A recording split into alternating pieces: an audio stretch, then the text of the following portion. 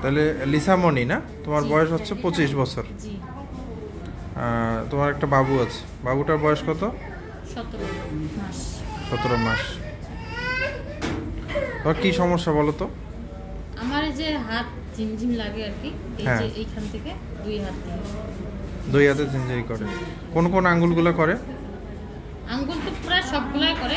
এই যে একবারে বেশি করে কোনগুলা? বেশি করে যে মাঝখানে তিনটা। এভাবে দেখাও তো, দেখো কোন কোন আঙ্গুল?